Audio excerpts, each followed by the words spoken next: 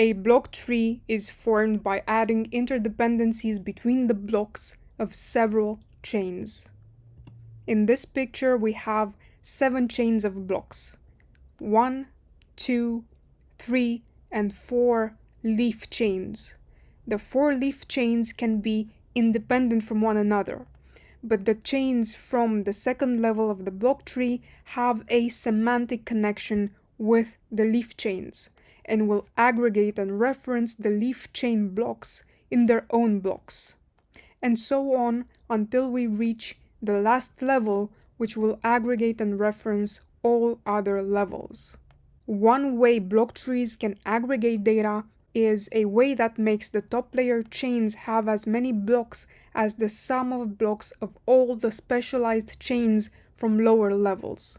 This means the top chain has, as block production time interval, the minimum block production time interval of all of its descendants.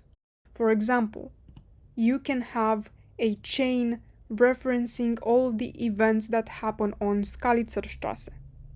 All the blocks from this chain can be referenced by the chain keeping track of all events that happen in Berlin. So the Skalitzerstraße chain is a leaf chain, and the Berlin chain is a middle layer chain. And then when a Berlin block is added with events, then it will be referenced by the chain that tracks events in Germany.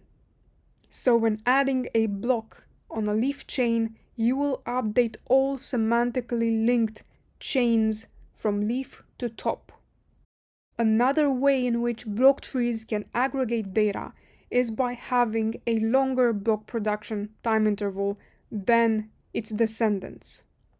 For example, you can have a chain for ordering events based on time with a second-based precision. So a block contains all ordered events that happened within that second.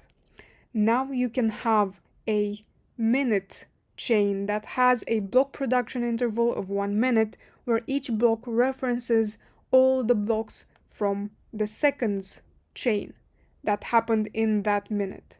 And in the same way, the hours chain will reference the minutes chain blocks.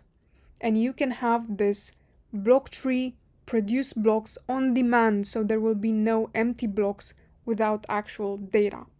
And in the same way, adding a block in the seconds chain will update all the semantically linked chains from minute to hour to day to month to year. So the block tree is an aggregation of blocks, and it's a way to filter all data on multiple predefined semantic filters.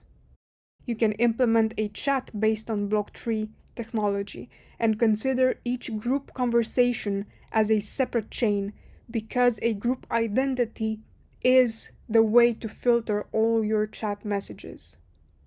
The Git protocol itself is a block tree specialized on the file system concept, where all the blocks are file diffs and the tree itself is the file system. The block tree is the semantic blockchain. We are implementing the first block tree prototype within the Ganas wallet and chat. You are welcome to come and test it on iOS and Android.